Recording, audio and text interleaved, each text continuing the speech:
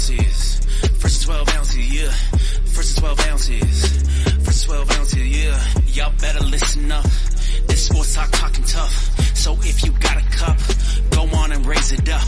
I'll raise one with you as we talk about the sports. It's raining stats and rumors. Let us give you the report. This is First 12 ounces. First 12 ounces, yeah. First 12 ounces. First 12 ounces, yeah. What is up, everybody? Welcome back for another episode of The Rivals. We got Aggie Chris with us, and we're gonna jump right into it, man. We'll start off with, me and SJ touched on it on the main pod, but we'll get your take on it. Texas falls to Oklahoma State 28-14. Just looked like they had opportunities at the end to tie it up, and then it just kind of went the other way. What are your thoughts on it as far as an Aggie's view on it?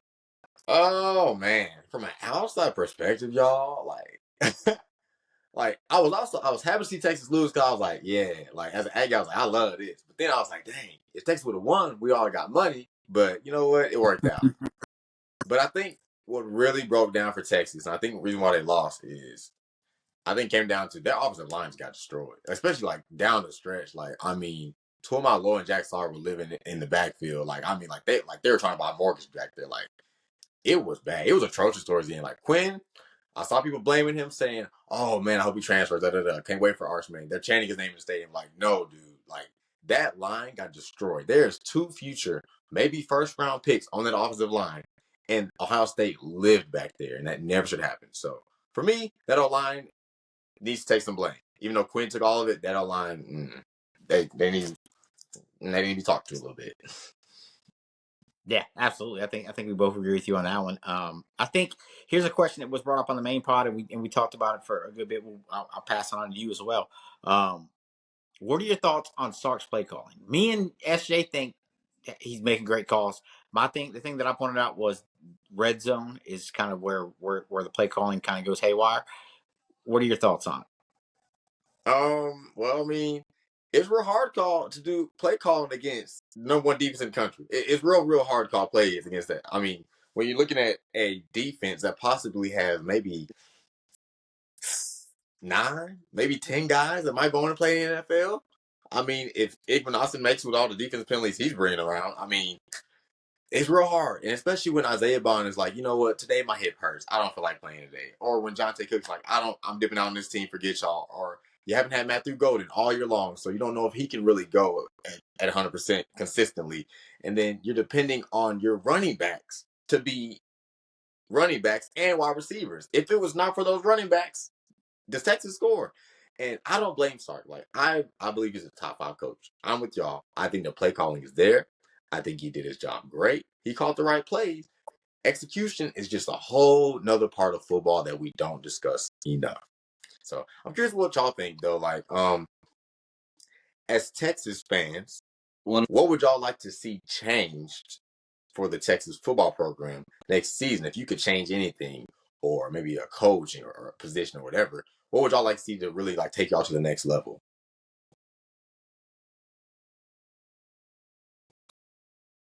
I think what you said, the offensive line entering another stratosphere of being dominant. They weren't dominant this year. They were great in pass protection.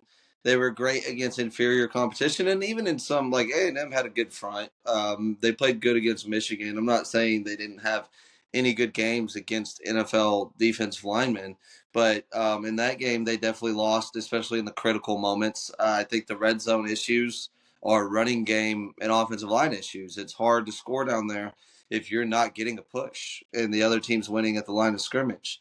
On the flip side of that, I think Ohio State had one of its worst, if not its worst, offensive showing as well. Not that it was bad, but, part of that is those defensive coaches and those defensive players on those other teams at this position in the semifinals of the college football playoffs are really good too and get paid a lot of money too to stop you from doing all that stuff. But I don't know that I would change anything. I think it's going to organically change because I think Sark tailors his offense to his personnel, whoever his quarterback is. So I think you get Baxter back next year, which was the biggest dagger that we could have possibly had. And not having that 3 down back in Sark's offense is really a dagger. He wants to go. He wants to have explosive shots and things of that nature. And if you can't consistently run through a team and they're able to have two high safeties and stop the run, just like I said Texas would do, and they did. But you know, it makes it a lot harder. I think the easiest thing is to blame play callers and quarterbacks. It's the easiest thing for fans to do. A lot of things. But you know, Quinn made a lot of plays to put us in the position we were put in. Sark made some plays that led to touchdowns that were really good play calls, sneaking Jaden Blue out on wheel routes twice. So it's like it's easy to go, you know what, the last play call of the year wasn't good enough. And be like, ignore every other good play call that's made or every other good play that's made by a quarterback.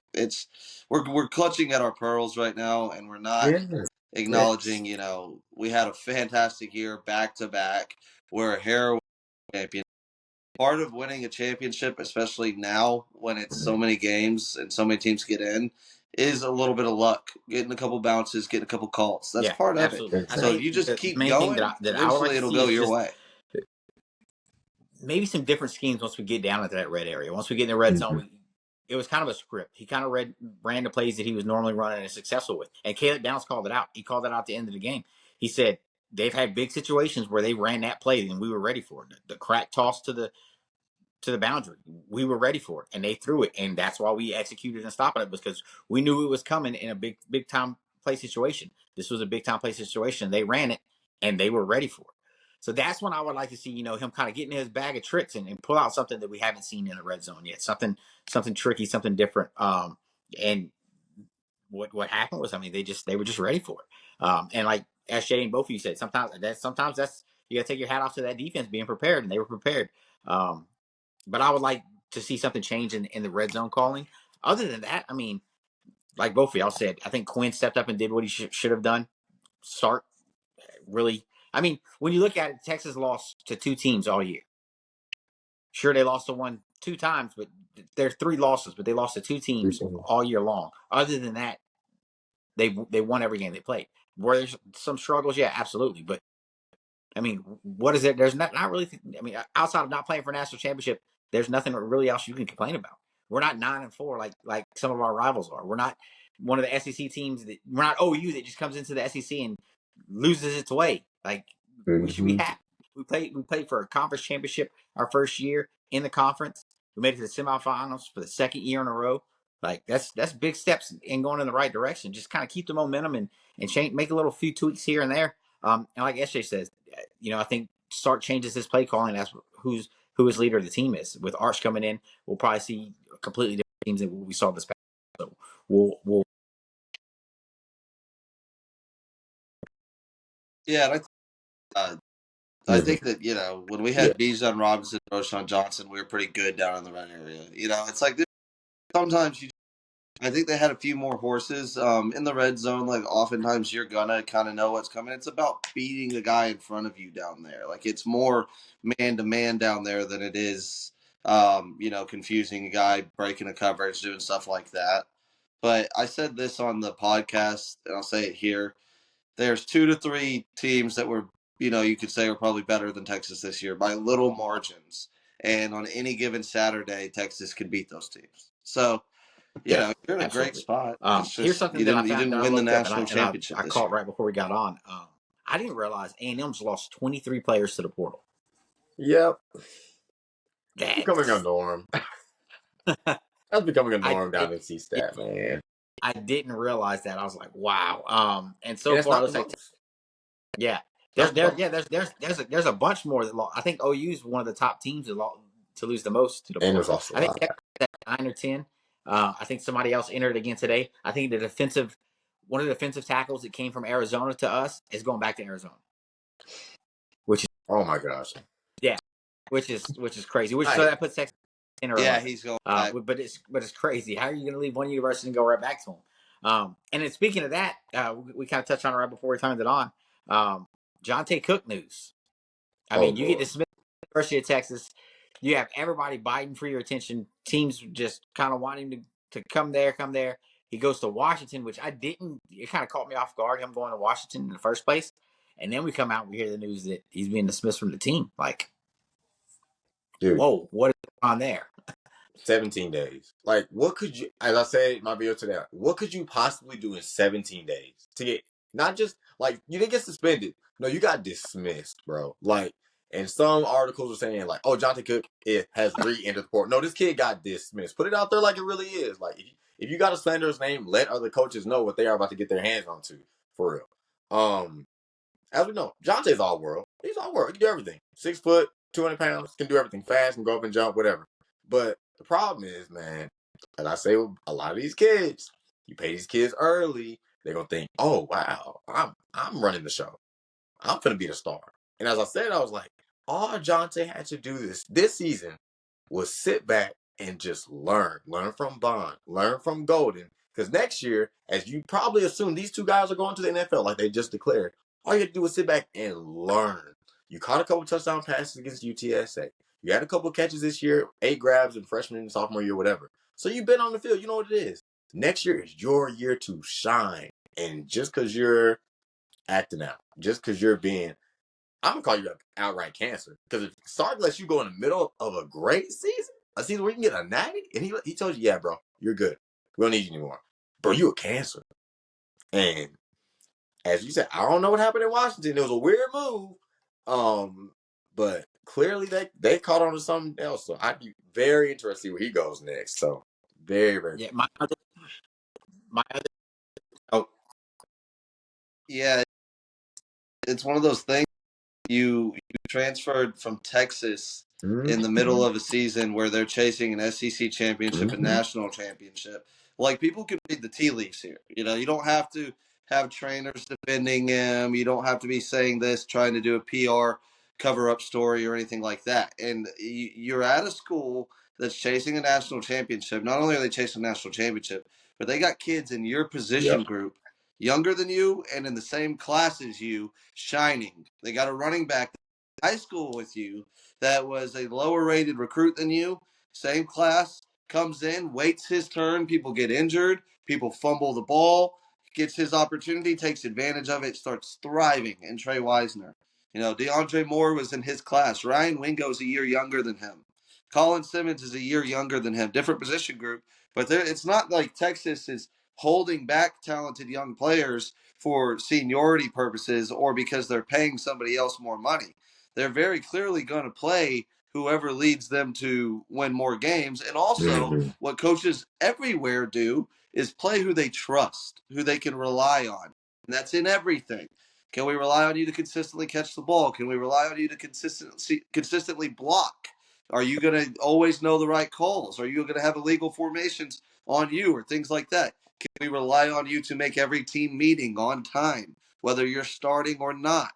Do you show up to team functions with a good attitude, or are you starting little groups and cliques trying to pull other people in your corner of, yeah, this is some bullshit over here. We're better than that player. You know, what are you doing? Sounds like there was a lot of that at Texas where it wasn't just the coaches, but there was players on the team that were good with Jonte Cook. You know what I mean? And leaders on the team that were he can go. All right. You get out of that. You enter the portal midseason. You got to wait. You got to deal with the negative reporting on you because it's obvious you got kicked off the team. It's the middle of the season. Who doesn't want to chase a championship? That makes you look very selfish. And that's another thing. It's bad when you're transferring from. It's one thing you're transferring. The team's got 3-4 losses. They're underperforming. The coach is on the hot seat. You feel like you should be playing. You're not. Maybe we can kind of see that. The team won the conference last year. They're going on another run to do it again, and you're leaving. That makes you look selfish. So you enter the portal, you get 2 great opportunities, one from Washington, one from Florida. You could go the SEC, you could go the Big Ten, a team that was in the national championship last year in Washington, a team in Florida that's looking like they're primed to make an SEC run next year with DJ Lagway and a lot of talent all over the field. You would have got to play Texas again, all of that stuff. Choose Washington. I don't know what went into his decision making. It's a great offense for receivers at the very least. Chooses Washington. That's fine. Maybe more playing time. Maybe you love the system. 17 days later, you're out of the program. It's fool me once, shame on me, shame on you. Fool me twice, shame on me.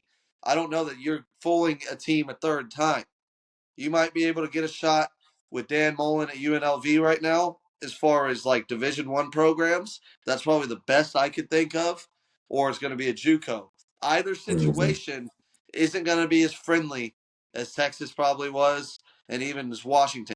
Their facilities aren't going to be as friendly and nice. The meal plans, the chefs, everything you're dealing with is going to be a step back. So, looking from the outside in, it's hard for me to put money on a kid like that getting through that and having the mental maturity to go through what that JUCO grind will be or what lower level school will be. If you couldn't even sit back and wait your turn at Texas, bro, up the street from your house, you go home all the time in the off season, like you could come in next year with Arch Manning, be completely fresh health wise and ready to explode for and 1 not year and even take that. it to the So he league. was dismissed before That ain't that the bad. Isaiah Bond injury.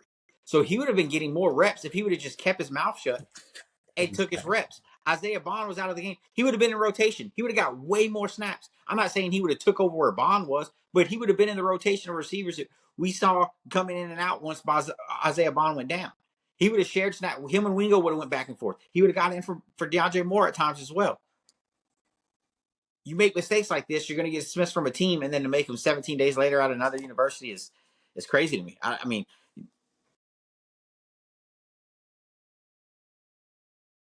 Players, you got to know, man, your high school recruiting ranking and whatever you got paid out of high school, all that does is get you early reps in practice. That's all it does. You'll be one of the first to get some quality reps with the ones and twos in practice before other kids in your class. But if coaches can't trust you, it doesn't matter. Your ranking doesn't matter. Nothing matters. They play who they trust, who they can rely on before anything else. Yeah, and who's that's be a question available for too. both of y'all. Like that's Evidently, Shoney, I think you believe he has a shot at maybe going to UNLV. I don't know where he ends up. Yeah. I don't know that he either. Like that's not from him or from anybody I've talked to, but I'm just saying, like, I don't see another D1 program that's, I don't see one that's competing for like playoff opportunities and stuff like Denver's that. a problem. That one's they just took Denver Harris. Denver's a problem. There's some guys. Yeah. Denver's a minute,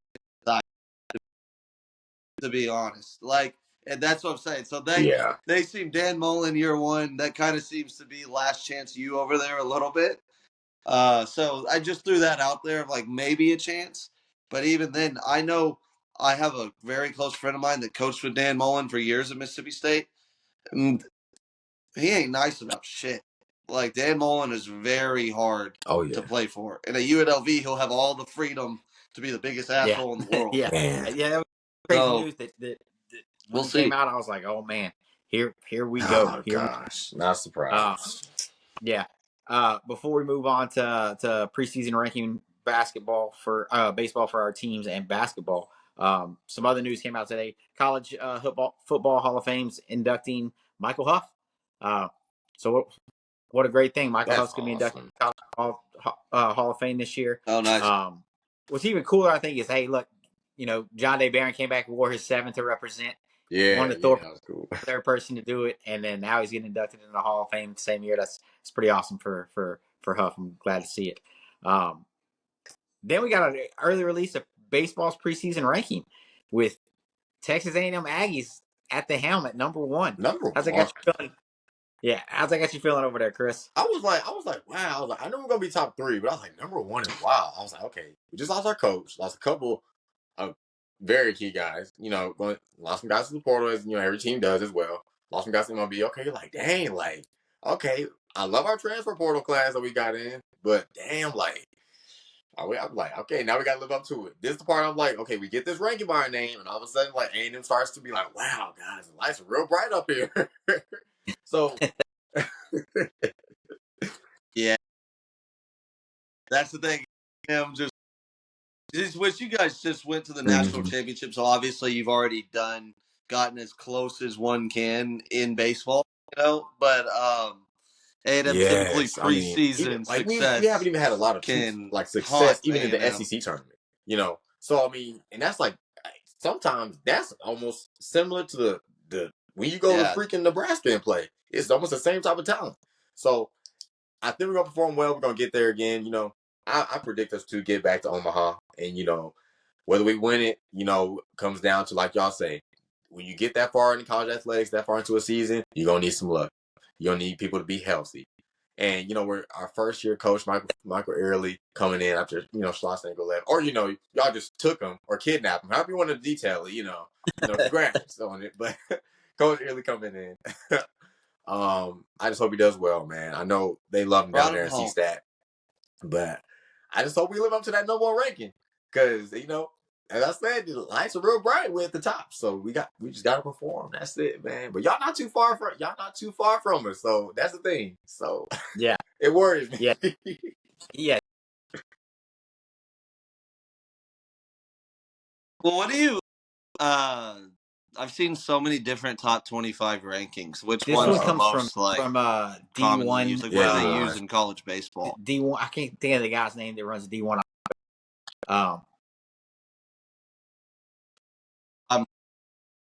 The thing is there's like It's crazy. SEC teams rated ahead. A&M's at 1. Texas comes in at 19. So loaded. The Defending National Championship, Tennessee Volunteers coming in at 4. That's low. Them boys can hit. Like they can just hit. I mean, they playing a friendly stadium for hitters, but I mean, you don't hit that many home runs by chance. LSU came in at number 3. As they should. So it's gonna be an interesting outlook. The SEC baseball is gonna be the best baseball to watch moving forward. Oh yeah. There's eight teams ahead of Texas in the SEC. We're ranked 19th in the country. And that was like even I think when we finished with the recruiting class, like 7th. You're like, and there was 5 SEC teams ahead of us. You might as well make the SEC tournament, freaking the College World Series. Just call it a day.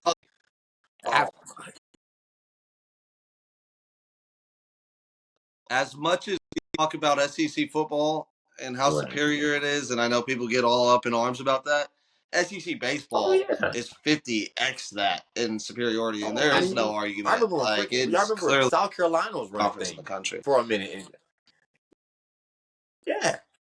Vanderbilt. I mean, we call Vanderbilt the Golden Boys for South Carolina. Mississippi State was good for a while. Like it just moves along. Absolutely. Wow, I'm excited, y'all. I'm excited, man. That's what I'm saying. Yes, that's what I'm saying. Like the last World Series, right? Like it's SEC team. Man, it's gonna be. Yeah, I'm gonna go to a lot more. Yeah. No, I love baseball. Last year, very frustrating season. Like even when we went on the run we did, you knew we weren't gonna make a College World Series run at all, and it was one of those it was like a Tom Herman year, or just like Jason Garrett 8-8 year. Like comparing it to other stuff I've experienced, where it's like this is so fugazi. This we'll go on some run, give false hope for no reason, and then on a Tuesday night we rang up by UT for a reason. Yeah. You just get mollywopped. I think I lost all hope whenever the Tuesday night game, when I think it was UT Del Rio came in and just spanked us. I'm like, what is going on? And that's when I knew. I was like, dude, Dave Pierce his seat's gonna be hot. And then y'all got a good guy now. Y'all got a great coach now. So enjoy that. Absolutely. A great ball coach. We'll see. Got a great ball turning coach. Around quick for us, for sure. For sure.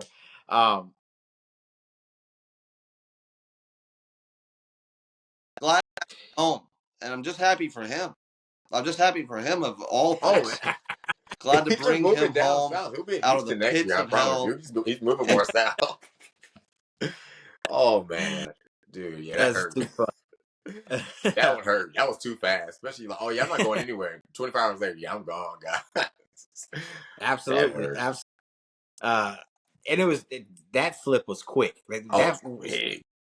When Texas got rid of David Pierce, I was like, Texas is going after 2 people. I was like, they're going after Tennessee's head coach, and they're going after Sloss. I was like, we'll see which one they get. And everybody's like, and then whenever it was named that it was Sloss, I was like, man, what happened? Dang. I never thought it Crazy. would happen. And it was a quick, like I said, it was a quick turnaround. Moving on to basketball, Texas takes on OU tonight. Both teams are 0-3 in SEC basketball right now. Not looking good. Texas is at 11-5 on the year. What frustrated me about me with Texas this past week in basketball was we got mollywopped by y'all in the second half, and then we played Auburn tight and lost late, and we controlled the entire game against Tennessee until the second half. In the last 5 minutes, Tennessee just started pulling away and ended up winning by 4. And it was like, man. But Trey Johnson needs more help. It can't be all on him. I think he had a 34-point night. Like, he can't do it all on his own every night. Mhm. We'll see what they do tonight against OU. A&M's coming off of a loss to Kentucky yesterday. They dropped to Kentucky 69-81.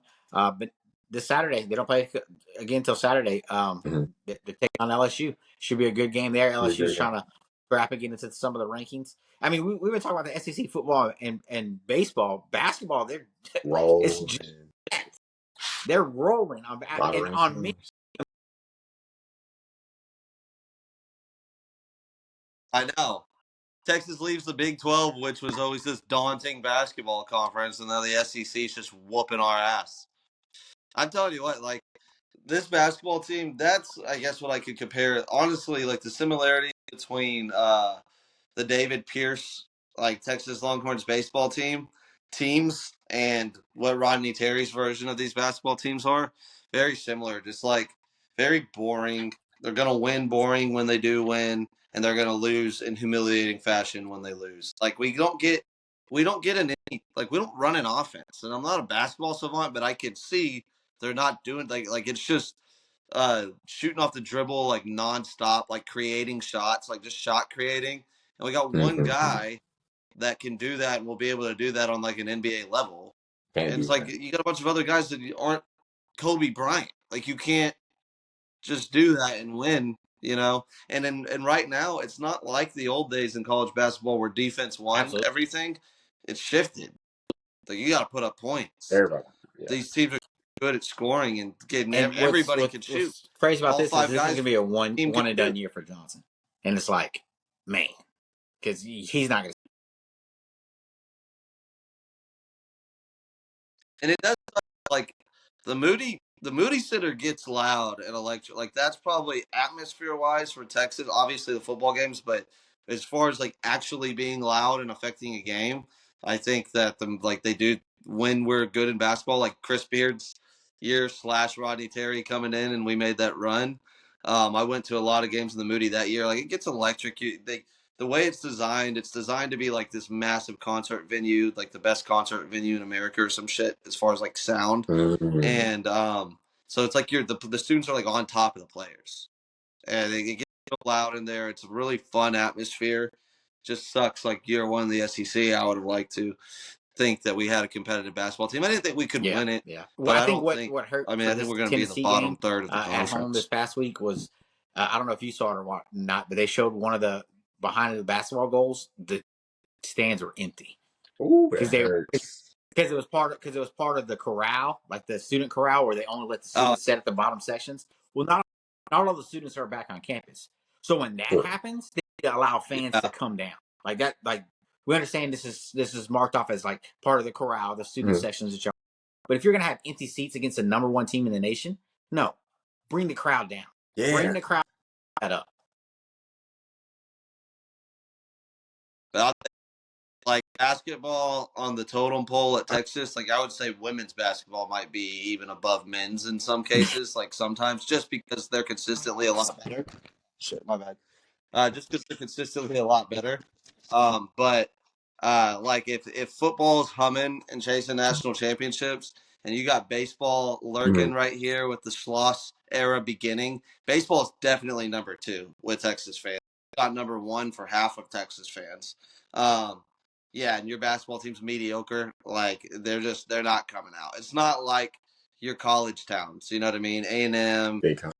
Name any Yep. college town from the Big Ten to like Columbus, Ohio, or Happy Valley with Pitt State. They don't have else to do in those places. but support the student body, support every sport, go to the volleyball games, go to wrestling matches, go to fucking everything. That's what like all these college towns. In Austin, Texas, that's just the reality of it. Like, hey, so the football team's damn good right now. We're excited about the baseball team. We're not going to go to the Moody Center and watch this basketball team. Right? We're going to do other things. We'll watch them on West I know you're 6. on 3 in conference, but let's look who you play. Auburn, like, number 1 in the country. A&M's top, what, 11 right now, I believe. Yeah. Tennessee is rocking and rolling. They're at 6. Like, let's say it's not going well in the stat book, but you know what? Y'all are battle tested. You're battle tested. You know what I'm saying? Yeah. Because you might, like I said, you don't have to win the SEC to make the national tournament. 64 teams make it. All I got to do is be top 64. I can at least sneak into the top 64. No. I can be 500 in the SEC and sneak and be a bubble team or whatever, or the last 4 in, whatever. All you got to do is just, if you make it, if you do enough in SEC play, and let's say you win a game or 2 in the SEC tournament, okay, and you don't go winless in that, then you sneak it in. All you need is opportunity, and you never have to see probably Tennessee again, but possibly maybe not A&M ever again. So y'all are battle tested, is what I'm seeing. And no, from an Aggie, I'm sure people are like, why is the Aggie defending Texas basketball team? But I think I'm just calling it how I see it, because that's what it is. Yeah. You know, A&M, like, I mean, we lost Kentucky last night. We made it a 6-point game with 4 minutes left, and then we got just killed by fouls, losing by 12. But other than that, we're 2-2 in conference. We started 2-0. So, I mean, even then, like, we're not a perfect team. We still got a long way to go. Wade Taylor has to come back healthy. I mean, without Wade Taylor, we clearly are not the same team. So, luckily, we have Zerd Phelps, who can hit a shot here and there, too. But without Wade Taylor, we are not the same Aggie team. So, you know, and then again, I wanted to remind people, there are 16 teams in the SEC. Basketball is not our sport, to be real. This is the ACC Big 12 sport. We have 9 teams in the SEC that are ranked in basketball. Not football, not baseball, but basketball. So just put it out there and just let people know, like, there's still a lot of hope for Texas basketball, for A&M basketball, other SEC teams to go crazy in the postseason, even though it might be kind of looking down right now. There's hope in this time.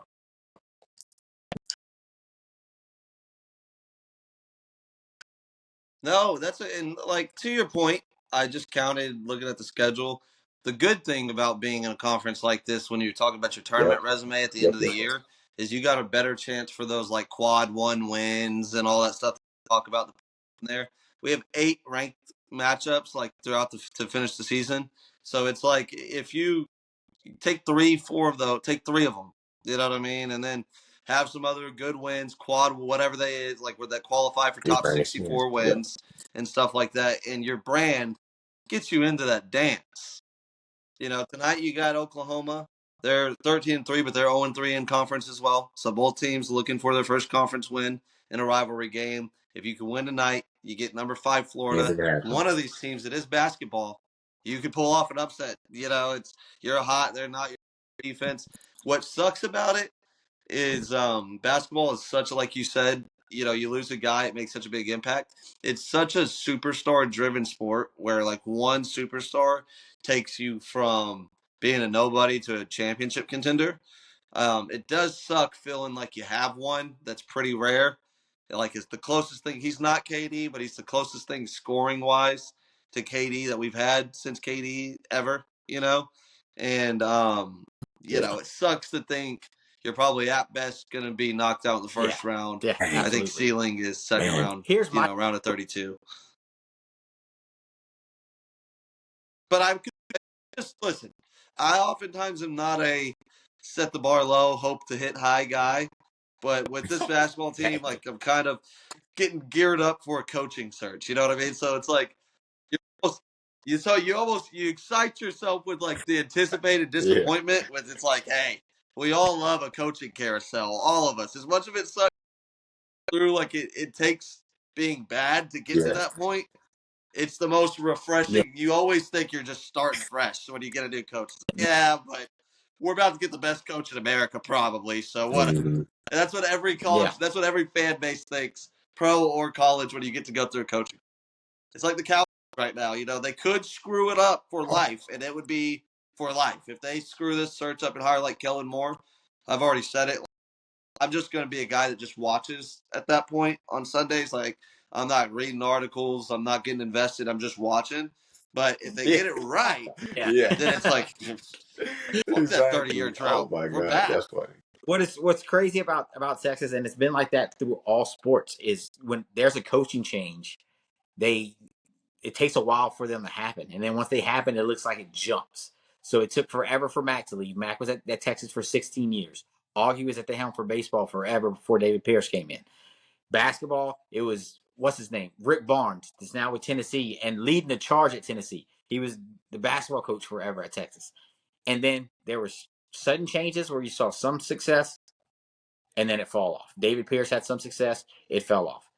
Tom Herman had some success, it fell off. Mm-hmm. Basketball wise, they brought in what's his name?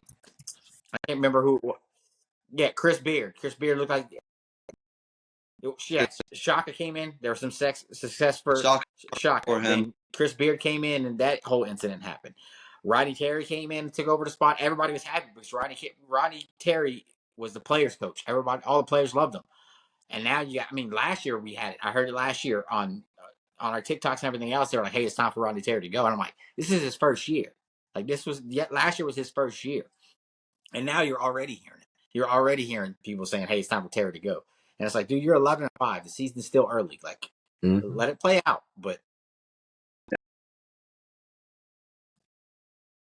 Steve, I think because I'm with you, because I'm not.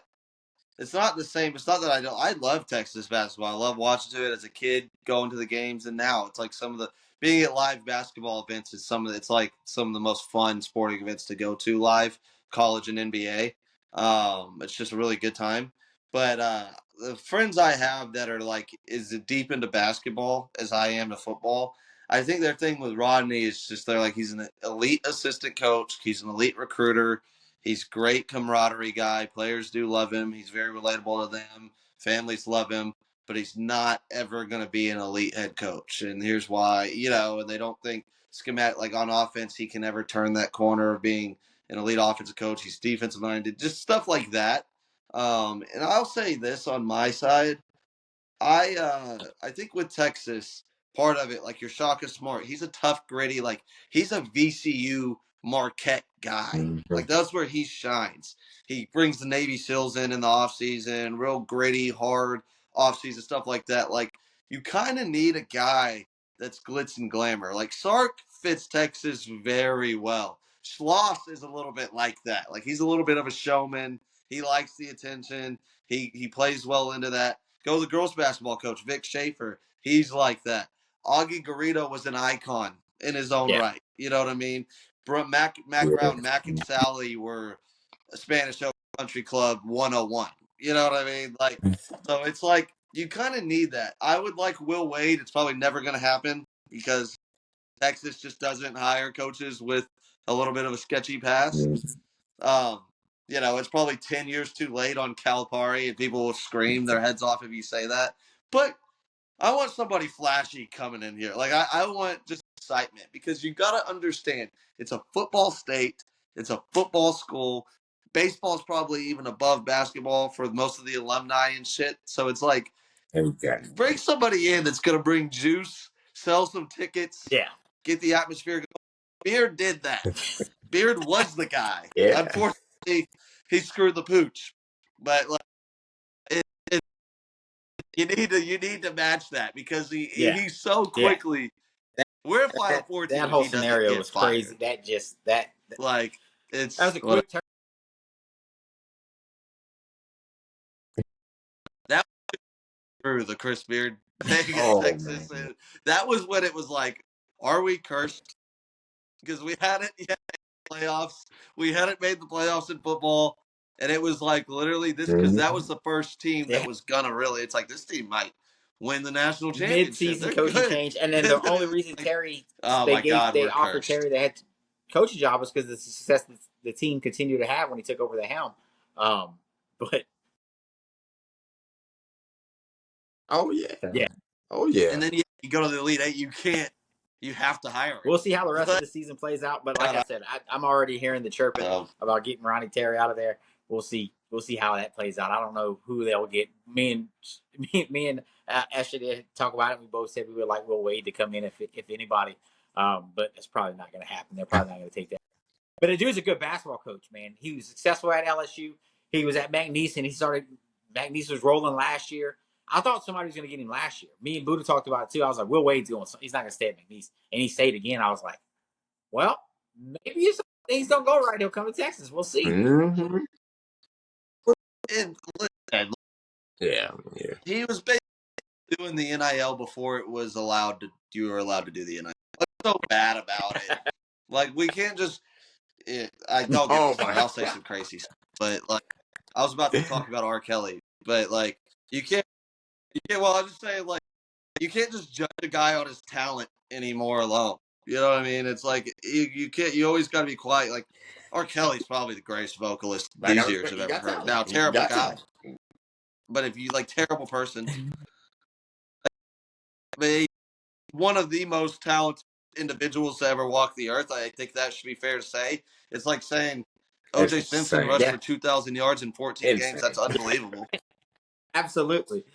It's unbelievable. Well, guys, I think that's all we got for him today. Unless y'all got anything else y'all want to touch on before we close out. I'm dead. I probably I'm all good. Yeah. I'm good.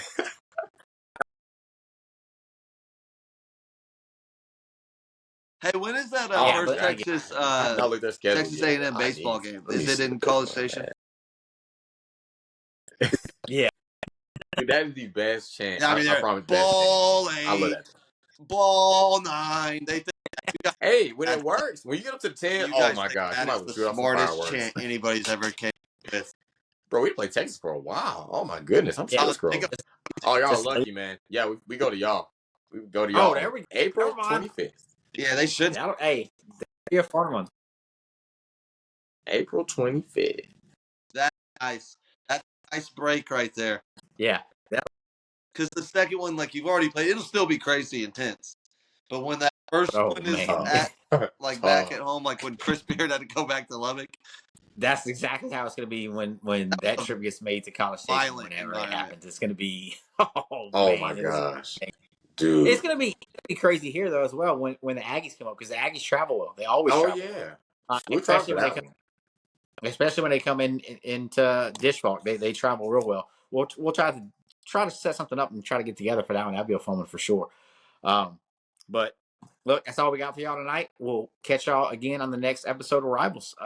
Thanks for tuning in, and y'all have a good one. Hook 'em. First 12 ounces. First 12 ounces, yeah.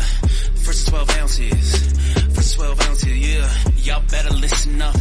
This sports talking tough. So if you got a cup, go on and raise it up. I'll raise one with you as we talk about the sports. It's raining stats and rumors. Let us give you the report. This is First 12 ounces. First 12 ounces, yeah. First 12 ounces.